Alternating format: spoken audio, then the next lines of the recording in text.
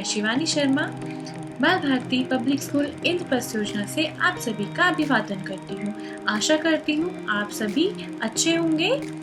तो आज मैं आप सबके सामने हिंदी भाषा से संबंधित कुछ विचार प्रस्तुत करना चाहती हूँ। तो सबसे पहले मैं आपके सामने भारतेंदु हरिश्चंद्र जी की कुछ पंक्तियाँ बताना चाहूँगी। निज भाषा उन्नति है सब उन्नति को मूल, बिन निज भाषा ज्ञान के मिटत न ह्यको सूल। अर्थात अगर हमें अपनी ही भाषा का ज्ञान होगा तो उससे हमारे उन्नति की मार्ग खुल जाएंगे। अगर हमें अपनी ही भाषा का ज्ञान नहीं होगा तो उससे हम अपनी पीड़ा का निवारण भी नहीं कर पाएंगे। जानते हैं क्यों? क्योंकि जब हम अपनी भाषा को ही नहीं जान पाएंगे तो अपने आसपास के व्यक्तियों को नहीं जान पाएंगे, उनसे बातें नहीं बांट सकेंगे। और जब हम एक दूसरे से अपने भाव और विचारों का आदान प्रदान नहीं कर पाएंगे तो हम किसी से अपना सुख दुख भी नहीं शेयर कर पाएंगे, जिससे क्या होगा, एक तो दूरी आएगी और साथ ही किसी भी समस्या का हम निवारण नहीं ढूंढ पाएंगे। इसके अलावा मैं सुमित्रा नंदन पंत जी की एक पंक्ति और बताना चाहूँगी।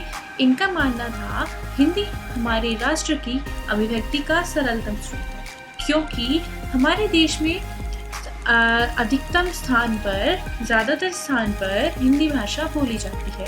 और वैसे भी आप सभी भी जानते हैं, हम सभी हिंदी भाषा बोलते हैं। तो हमारे लिए हिंदी भाषा का बहुत ही महत्वपूर्ण योगदान है।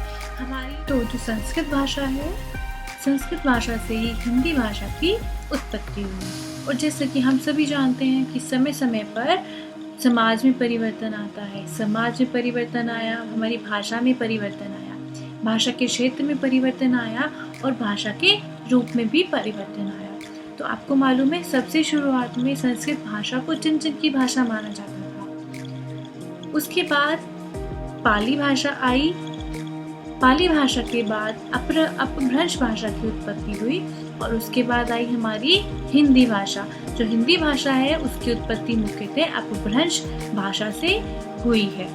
तो आप सभी जानते हैं कि हिंदी भाषा का हमारे जीवन में बहुत ही महत्वपूर्ण योगदान है और जो हमारी हिंदी भाषा है उसी से हमारे देश की पहचान है। तो इसलिए हमें अपनी भाषा को संरक्षित करना है, हमें हिंदी भाषा को नहीं गुम होने देना है।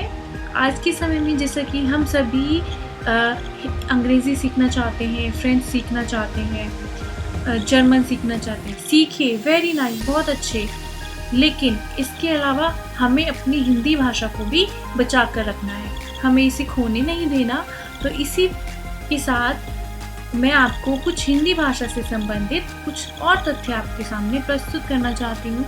जैसे कि जो हिंदी भाषा है, हिंदी भाषा से संबंध को प्रेरित करने के लिए हिंदी दिवस भी हम मनाते हैं, जो कि 14 सितंबर 1949 से मनाया जाता है, क्योंकि उस दिन हिंदी भाषा को भारत देश की राजभाषा के रूप में मान्यता प्राप्त हुई थी। तो इसलिए उस दिन को हम हिंदी दिवस के रूप में मनाते हैं।